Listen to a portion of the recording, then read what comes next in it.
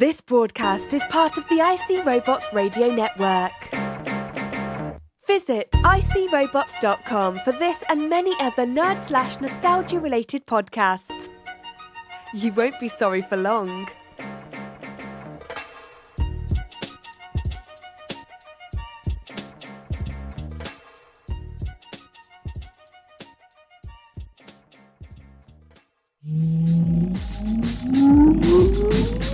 Countdown for blast off. X-5, 4, 3, 2, X-1, fire. I don't wanna grow up, don't wanna grow up. I don't wanna grow up, don't wanna grow up. I don't wanna grow up. I'm a Toys R Us kid. There's a million toys at Toys R Us that I can play with. Welcome to the Toys R Us Report, recorded live from inside the Patron Cellular Undersea Base 0001, 6.5 miles below the ocean surface. When he's down in the hood, he's in a good position. When he walks, they all salute. When he talks, they all listen. He's your host, IC Robots. If you're looking for me, you better check under the sea. It is your dude, IC Robots, and I'm not a hero, but I do sacrifice a bit of my week each and every week to make your week a bit less week. And this week it's gonna get a lot less week. We got so much fun stuff ahead of us. It's gonna be hoot and a half. Got a new song by Iceberg. Let me see if I can find it here on the drive somewhere. Gosh, I should have these things all queued up. I don't even remember. Okay, here it is. Hold it now. Hit it.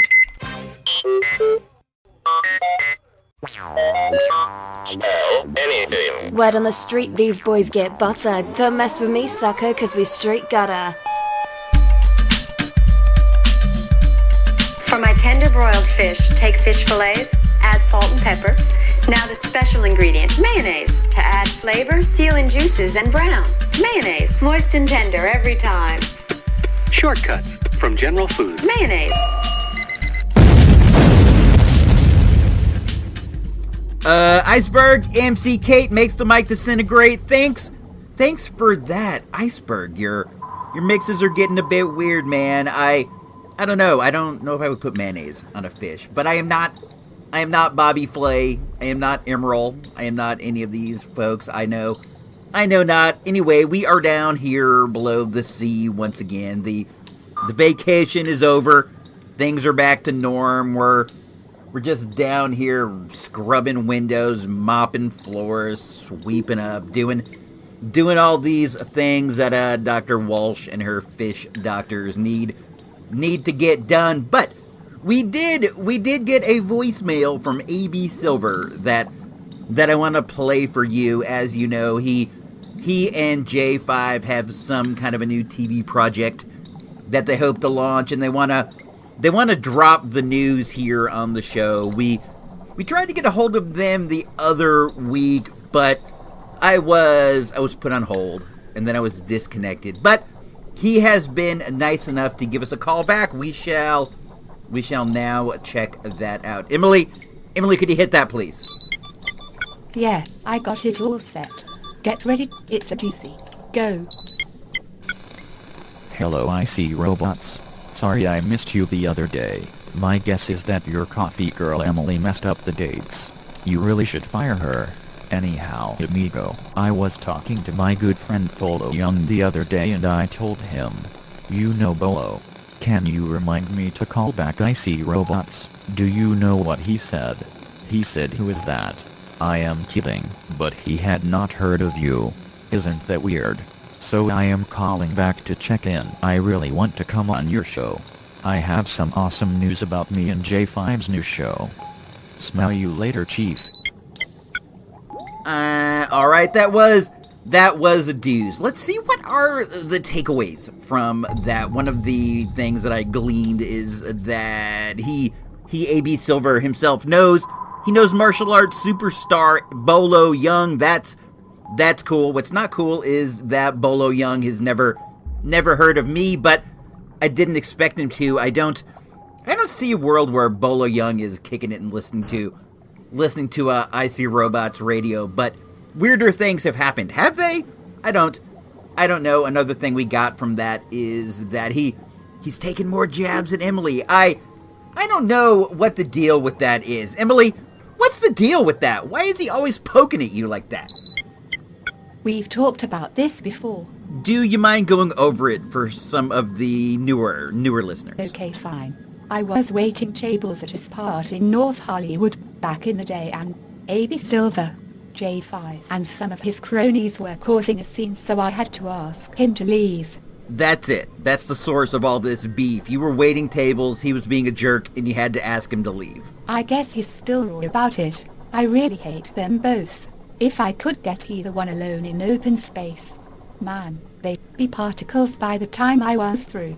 Dang, Emily, you turned them into particles. You're a bit raw about it still, too, but I appreciate you coming on. I know you're not, you don't like being on the air that much. I appreciate you coming on and sharing that story with us. Yeah, sure. No sweat. Anyhow, I hope we can have AB on the show sometime. I'm just dying to find out what this new program is. The mind can only imagine what it would be. Maybe it's a new take on the Twilight Zone with Johnny Five hosting. No, that's already been done. That's going to be on CBS All Access with Jordan Peele hosting. What else?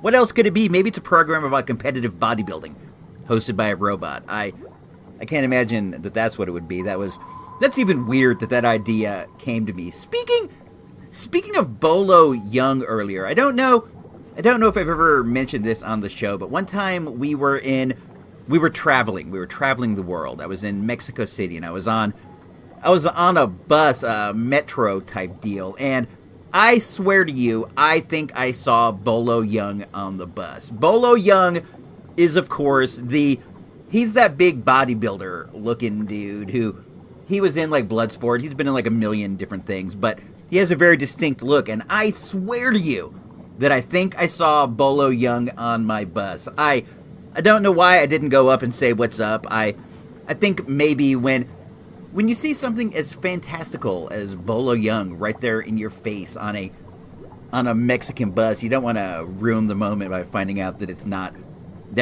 really him. But I don't know. I like to imagine that it was. Was that Bolo Young? I don't know. I'd like to know what you guys think, though. I'd like to find out if you feel like you want to chime in on whether I was standing next to Bolo Young on a Mexican bus. You can reach out at Icy Robots on the tweets. That's ISEEROBOTS. Or over on Facebook, you can find us facebook.com/Icy Robots. Either one will get to me. I'm curious what you think. My guess is that it was, because I lead a magical life, and things tend to work out for me. I don't know why. Maybe I just think they do. Maybe things like this are all just a matter of perspective. I know not. Emily, thanks. AB Silver, thanks for calling in. Let's move into At the Movies. In a moment, At the Movies without Ebert, Siskel, or even that dude Roper, but you've got Icy Robots, so that's something, right? Alright, it is me, Icy Robots, and where you are used to hearing the VHS machine warm up and start to go, you will not hear it this week, because sadly, I was unable to go to the movies. The answer of why I was not will be mentioned during the final segment of the show, but what we do during times like this is we dig into the big bin of movie tickets from the past, and we see what they will tell us to do. What I'm going to do is I'm going to pick one at random, and then we're going to talk about it. I keep all my movie ticket stubs. I got them in a Tootsie Roll plastic container. Let's see. I reserve the right to toss it back if I don't like what it is. I will do this no more than 3 times. I want to get down to the bottom here and see what I can get. Some of these you can't make out, too, so that is also potentially an issue. I'm having a hard time making this one out. The ink starts to fade after a while. Hold on one sec. Oh, you know what? This is weird enough. I got Juno, the movie that I talked about the last time I did this. What a weird coincidence. Let's see. Here is another one. This one is a Will Smith classic, a movie known as I Am Legend. Dr. Neville, 2012. I am broadcasting on all AM frequencies. I'm a survivor living in New York City. If anyone is out there, please, you are not alone. I Am Legend. I Am Legend is a 2007 film. According to the ticket I saw it at 6:20 on Friday, December 14th at Roxy Stadium 14. And according to this, Brianna sold me my ticket. Big up to Brianna the cashier. This movie, of course, stars Big Willie, Will Smith himself. It is a remake of a Charlton Heston movie called Omega Man, which was a telling of a Richard Matheson story from way back in the day. Let's see when that story was actually written. I'm lucky enough to have the internet all up here and ready. It was written in 1954. So this story's been floating around for quite a while. Basically, the idea is that there is some kind of a virus that gets out and it turns everybody into like monsters, like Nosferatus, like vampires, like vampiros, like creatures of the night. They only come out when the darkness falls. And as far as we know, Will Smith is the last man alive on Earth. Wouldn't that be something? In I Am Legend, he plays some kind of like a scientist. He's like a virologist. He's working to cure the virus and turn the vampiros back into normal folks. All the while struggling through nightly attacks from these beasts. All the while struggling with horrible loneliness. It's him and his dog out there in the world, Omega Man style, all alone, doing whatever they can to survive. One part that I remember really fondly from this movie is there is a part at the beginning where he goes to a video store. He's in New York City in Manhattan, and he goes to like a cool video store where he has like mannequins set up all over the place so that he has like different customers to talk to and like cashiers to talk to. And he's going like one by one through all the movies that are available in the store. That really appealed to me. That seemed like something I would do if I were stuck in the loneliness of a post-apocalyptic world. The movie was controversial because the ending was different than the director had originally intended. In the classic story, what happens is that Will Smith's character, he keeps capturing these vampiros and he keeps doing like experiments on them, trying to turn them back normal. But in doing so, he himself is becoming a monster, and he discovers this perception when one of the vampires comes and they see him, they see what he's doing, and they're aghast. You know, they're just like, I can't believe this guy's experimenting on our people. And he realizes that he is the monster. He, in fact, is the beast, and the vampiros they're just trying to save their own. They're just trying to live their lives. But in the movie I Am Legend, it has a more happy-dappy ending where he finds the cure and blah, blah, blah, blah, blah, and all that. The director's original ending is available on DVD, as I understand it. There is a director's cut with that on it. It makes the story a deeper tale, but I don't know how often people are into deeper tales. I think people, by and large, prefer the happy ending, which is fine. Nobody wants to leave being bummed out. I get it. The movie was, at the time, the highest grossing December release ever in the history of movies. That wasn't Christmas related. I do remember that when we went, the theater was like jam-packed. This was one of the few like legitimate jam-packed sellouts that I recall seeing over the years of the pre-reclining lounger type era when there was like a billion seats. Each one was taken. There were even people like sitting in the front, not in the front row, but like before the front row on the ground. It was crazy. It was also one of the top grossing movies of 2007 in total. Let's see. All in all, it came in 7th, grossing $585 million. Ahead of it was Ratatouille, which is a dynamite film, and then Transformers, which is awful. Shrek the Third, which is pretty good. Spider-Man 3, which is awful. Harry Potter and the Order of the Phoenix, which I've never seen. I've never seen a Harry Potter movie. Not my cup of tea. And the number one movie that came out that year was Pirates of the Caribbean, which grossed $963 million. I've never seen that either. I've never seen one of those pirate movies. I don't go in for pirates very much. I have some bad experiences with pirates, and I don't like seeing them being glorified up there on the silver screen. I did not like I Am Legend very much. I think Will Smith is all right. He's fine in small doses, but I don't so much go for movies where he is like the lead. There are a few movies that are exceptions to that. Like I like Independence Day. That might be all of them. I'm just not like necessarily the biggest Will Smith guy. So I don't know. I wonder what I would have. Let's see. In retrospect, on the good old-fashioned Source Magazine mic meter, with 1 being a dud and 5 being an all-time classic, I am going to give I Am Legend 2007 a, I don't know, disappointing 2.5 mics.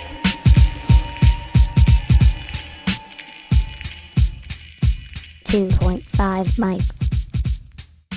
Before we get out of here and head into the last segment, I did see another movie, but it was on DVD. I rented it over at good old Joe Video. It was a movie called Damsel.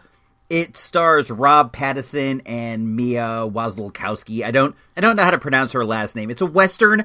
It's kind of like a Coen Brothers influenced Western, in which the basic plot is that Rob Pattinson is set out on a mission to rescue his future betrothed bride, Maya Wasikowska, from some evil kidnappers, but everything may not be as it seems. I enjoyed this. It was a bit long. It is a bit weird, which is fine. It's beautifully filmed, though. There are some like panoramic scenes of the West that are just fantastic. Rob Pattinson, you might know him from Twilight. He's a good actor, man. There was a lot of feedback and stuff, a lot of flack when he got mentioned as a potential successor to Ben Affleck's Batman. But I myself think that he could be a interesting take on the Batman. Like I said, he's a good actor, and he has kind of a weird way about him. It would be a different thing if he could like successfully bulk up. I could see it. The important part of being Batman, I think, is being Bruce Wayne. The Batman, being Batman, you just kind of talk like this, and you do some kicks and stuff. But the hard lifting is trying to play billionaire playboy Bruce Wayne when you kind of got to give off that you're like this billionaire playboy, but then you also got to show that you might secretly be Batman. I don't know.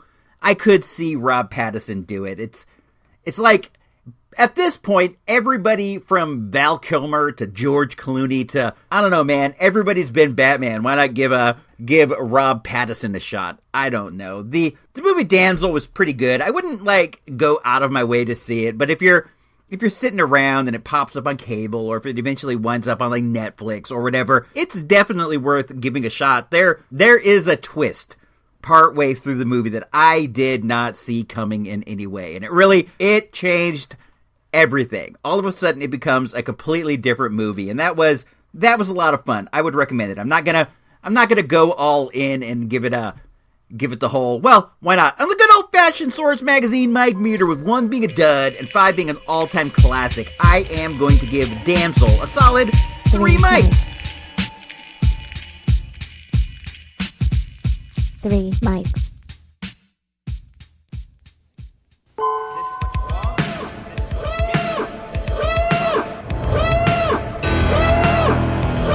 Covering the world of vintage and current film and television since 2010.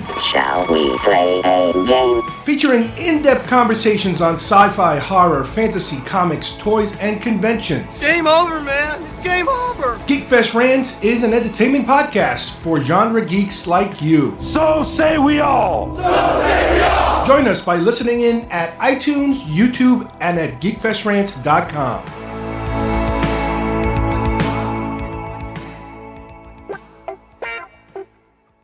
Please drop by supportthereport.com and consider becoming a show patron for as low as a measly $1 a month. It's the right thing to do.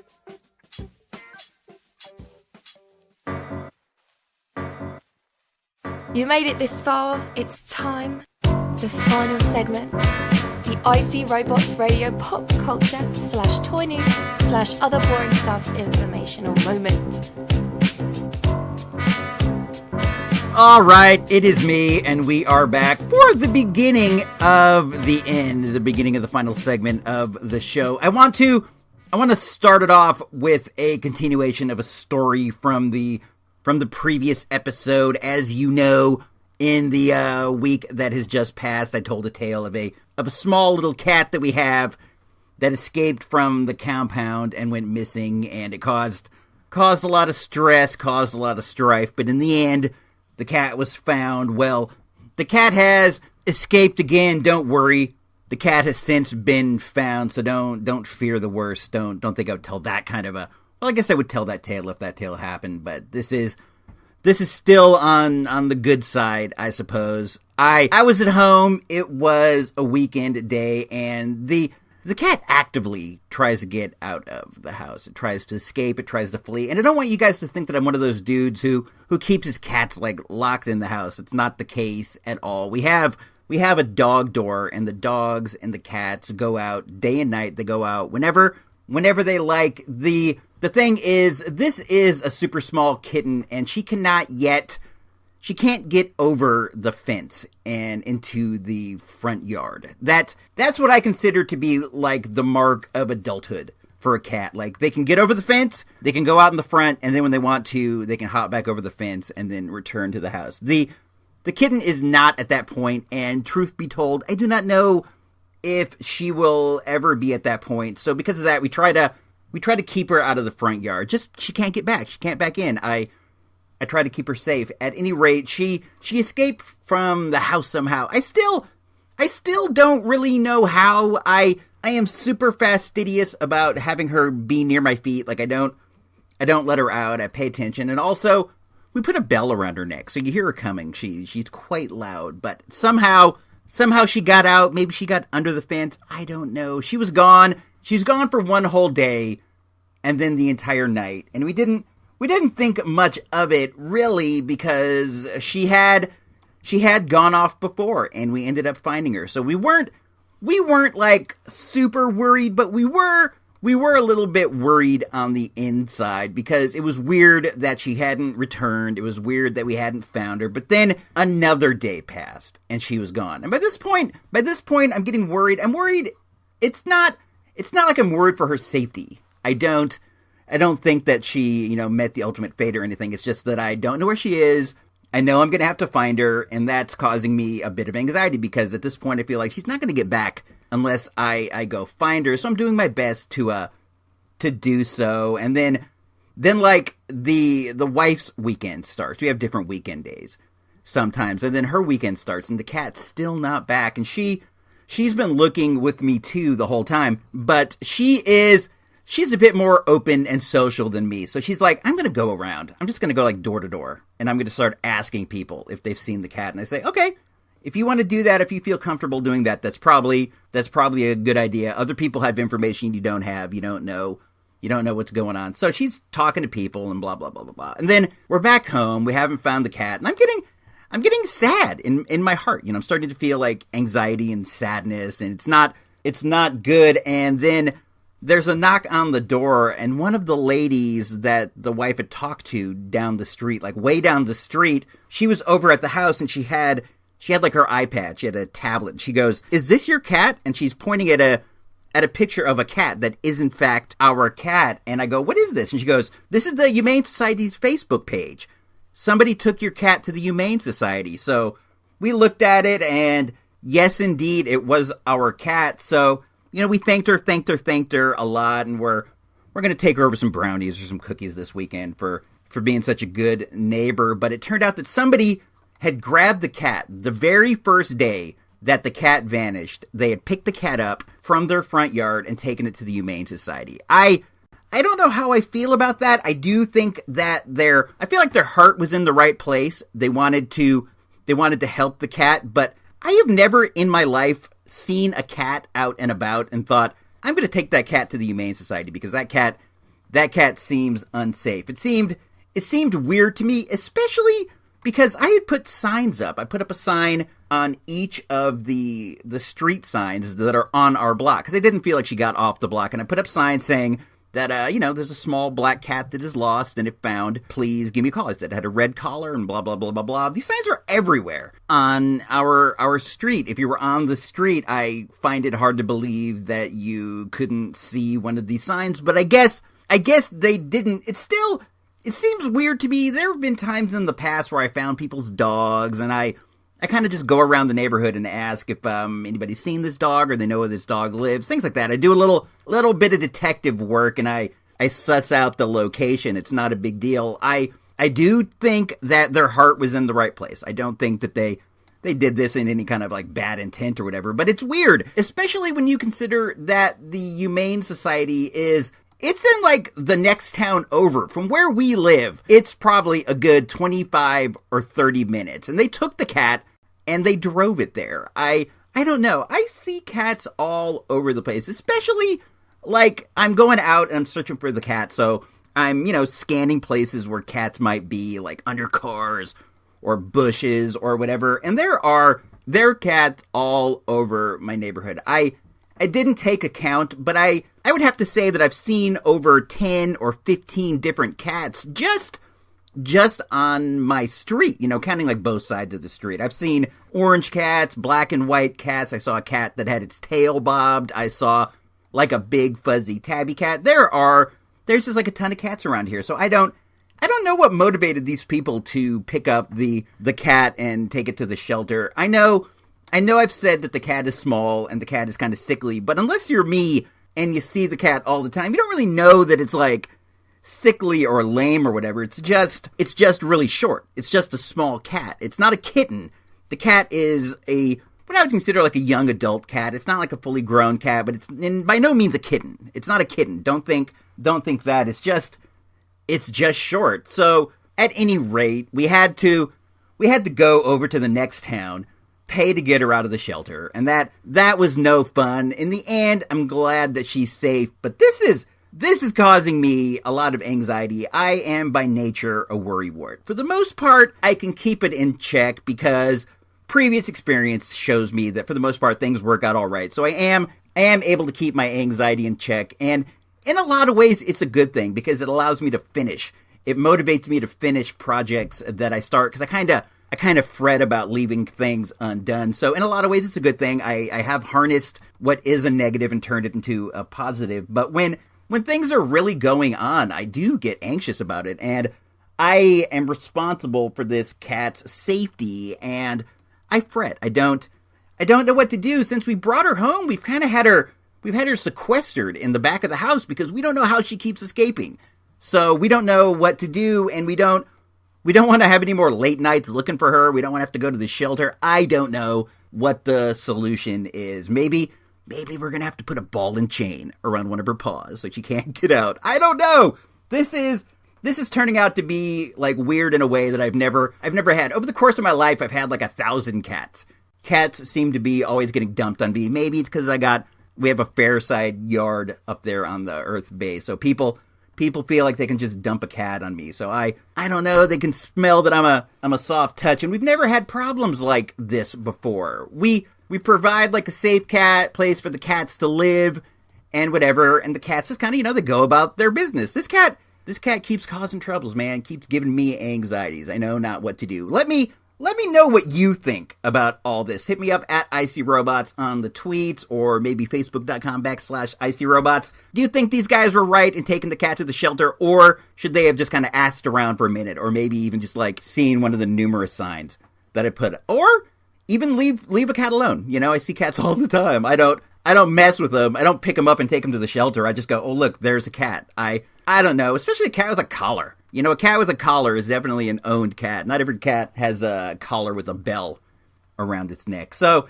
anyway, let me know what you think about that. IcyRobots, at IcyRobots, rather, on the tweets, ISEEROBOTS, or something like that, at Facebook.com/IcyRobots. I don't know. Let's see what else is going on. And you know what? Why don't we get this out of the way? I have another one of these government-mandated PSAs that they like me to pop on the show. Let me let me cue that up, and then we'll be back. We'll talk about it for a second. It'll be great. Everyone's gonna have a good time. If Monday's bad or Tuesday's sad, make a Saturday. It's a Sunday. Wednesday rains or Thursday's gray, make a Saturday. Looks like a Sunday. Instead of half a banana and a pineapple ring, add yogurt creamy smooth. Pop a grape on top, and that's a Saturday for you. Make a weekend treat any day of the week. Make a Saturday. Now that's a Saturday.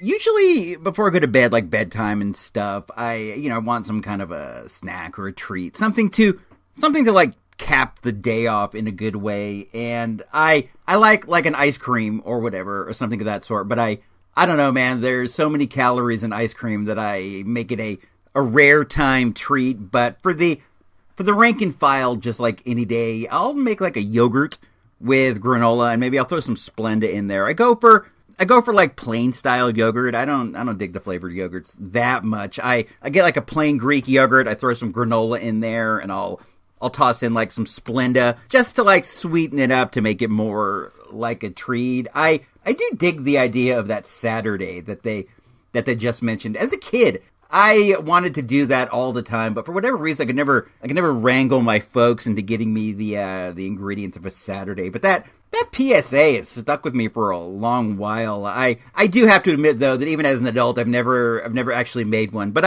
I will do so next week. I'll make one. I'll get the canned pineapple or whatever, and I'll stick a banana through that hole and stuff, and we'll talk about it. I'll do my best. I can't guarantee anything with this. With this cat, it's just, I don't know, man. It's vexing me in so many ways. Let's see. We got a couple text messages this week. If you want to reach out to the show, you can do so at 707-532-JAMS. That's 707-532-5267. That is the number for the IC Robots hotline. You can shoot us a voicemail. You can shoot us a text. You can do whatever you want. You got a question, you got a hateful statement, you got anything. Just shoot it out toward me. We'll talk about it on the show. Let's see. I gotta get this strip of paper here.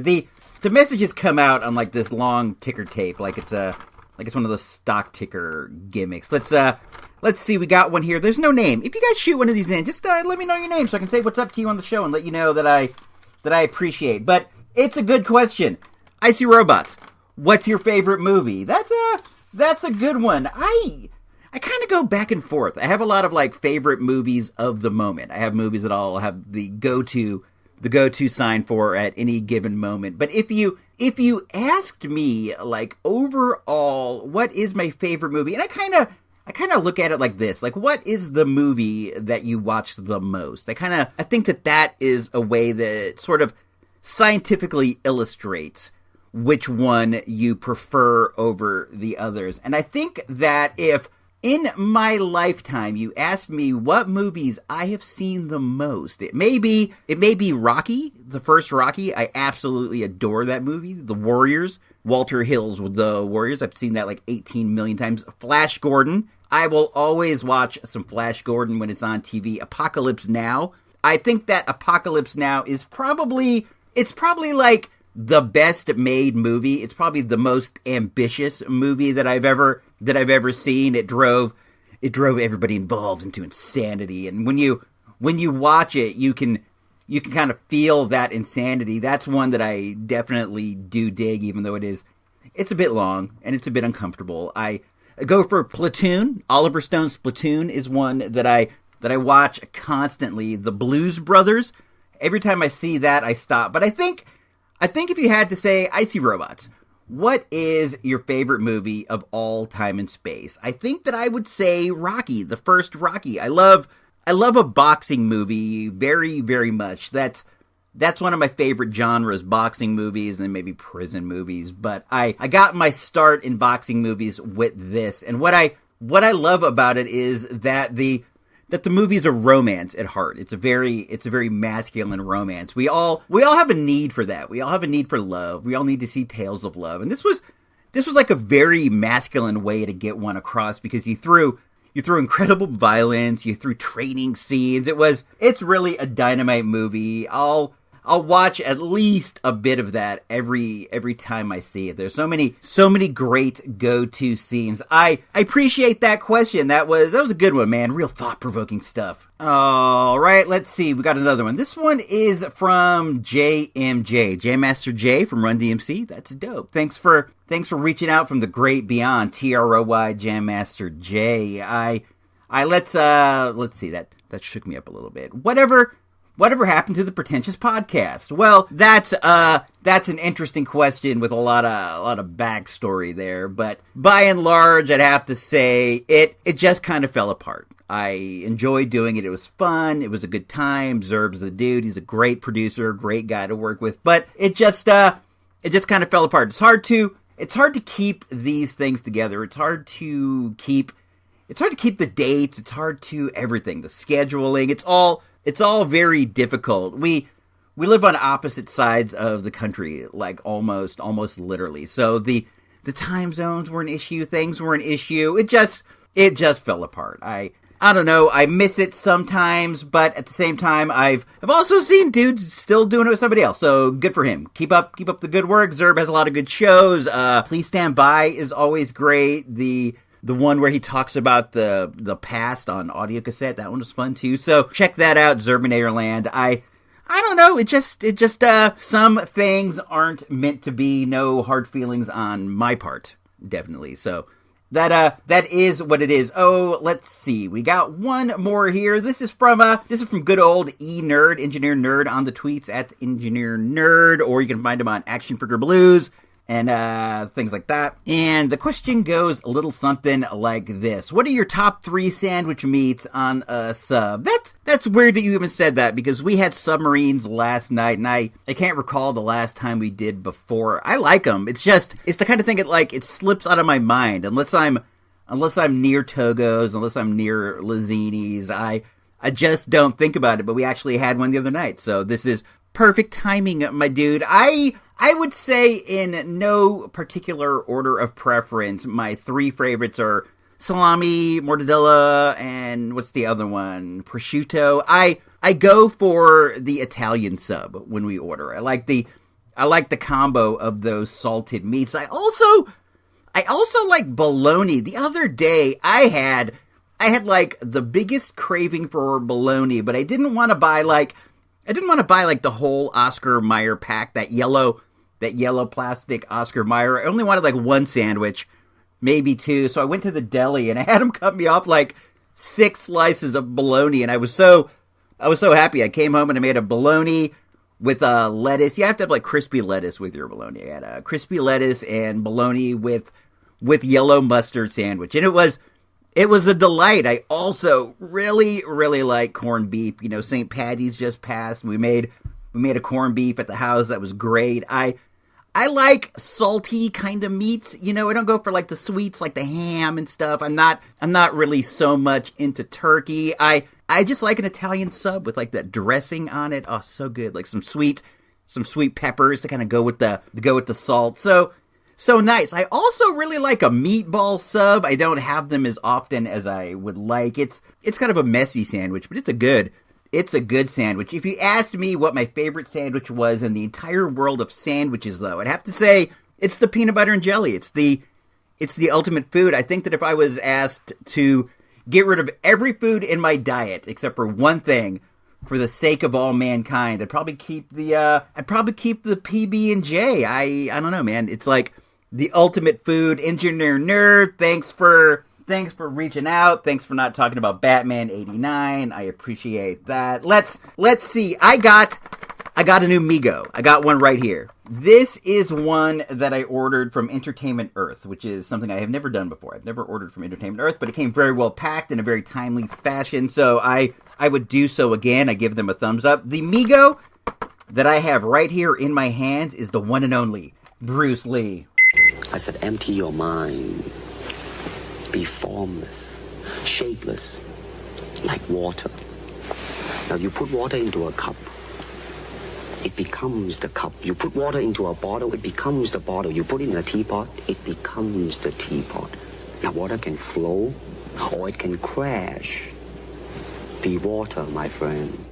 That's definitely good advice from the dude Bruce Lee. This Bruce Lee particular figure is from Game of Death. I believe he is wearing black kung fu pants. He has some nunchucks, and across his chest are scars, as well as across his it is his right cheek. I think that's the one where he fought the older guy who had like those like Wolverine claws that he had a handle on, and he came at Bruce and got him a couple times. If I'm thinking correctly, I do like Bruce Lee quite a bit, but I am not a Bruce Lee scholar by any means. This is a neat figure. There's also going to be a 14-inch one. I've seen a picture, and if I'm remembering right, he has the yellow and black jumpsuit from the scene where he fought Kareem Abdul-Jabbar.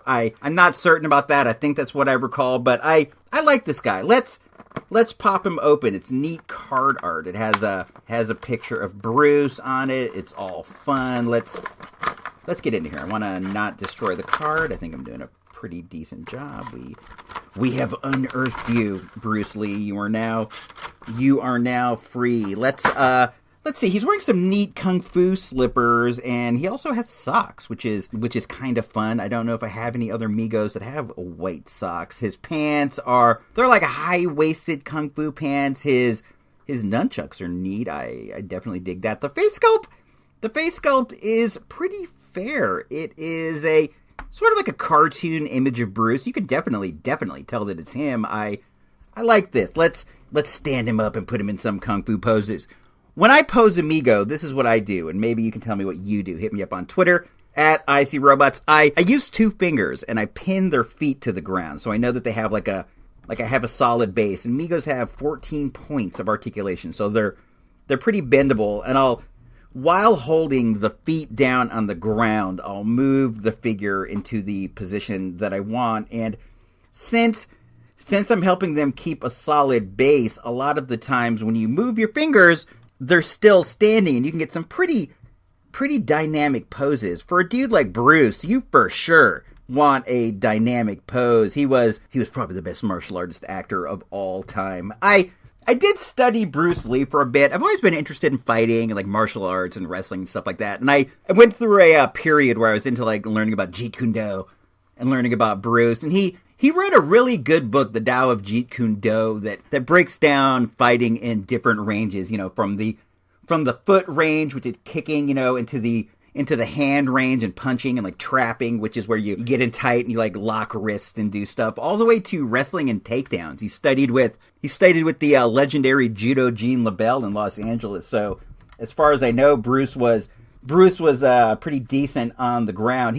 He looks like such a great athlete. When you see dude move in his movies, there's a real fluidity, and this dude's chiseled, man. He has like the ultimate physique, and I don't know. I know that Bruce Lee may have had like 1 or 2 competitive like karate fights over the years, and he probably has had some street fights or whatever, but he does remain untested in the world of martial arts. Like nowadays, he would be expected to fight in the UFC if he wanted to make all these claims, and he never did. He never did anything like that, but to his defense, nothing like that existed. What was he supposed to do? Go out and have, like, no-hold-barred death fights on the street? That's crazy. Who would do that? He's a rich Hollywood superstar. I like this figure. He's going to make a nice sparring partner for Action Jackson. I can imagine putting him over there with Andre the Giant, or on the same shelf as him, Muhammad Ali, Andre, Action Jackson. That's my real fighter level, and I like him. I think he's cool. I'm definitely into it. If they made an 8-inch with the yellow and black jumpsuit, I would get up on that too. I give him a big thumbs up. I like it. Have any of you kids got up on any of the new Megos? Anyone out there got a glow-in-the-dark Frankenstein or got an Invisible Man? If you do, let me know, man. Hit me up at ICRobots on Twitter. We can talk the Mego relaunch. I'm always happy to do it. This is a nice figure. I like him, man. I think he's all right. Let's see what else is going on. We're gonna get up out of here. I like a nice tight 45-minute show. Make sure hit us up on supportthereport.com. That's our Patreon. We just dropped an all new, all fun episode of the POS, the patron only show. That show gets rave reviews, man. Everybody who reaches out to me tells me how much they love it. They say it's great. I love it. I love it too. It's it's my baby right now. I have a good time with that. I feel like sometimes I'm putting in more work with that than I am with this. Let's I'm checking out the socks on Bruce Lee here. These are pretty neat, cute little socks. Let's put him back into his little slippy, back into his little loafer. I don't know, if you want to help us out in that way over on Patreon, you can do so for as little as $1 a month. It's at supportthereport.com. All the money goes back into the show, paying for this, paying for that, paying for hosting. I don't know, man. It's an expensive racket. We're doing it all on our own. We're doing it our way, like Laverne and Cheryl. I think that's about it. Supportthereport.com, at Icy Robots on Twitter, Facebook.com/Icy Robots. These are all ways you can reach out to us if you feel so inclined to do so. Also, 707-532-JAMS. That's our hotline. I like to hear from you kids. So for me, engineer Emily, AB Silver, everyone else out there in the world, MC Kate makes the world great. If you don't know, now you know.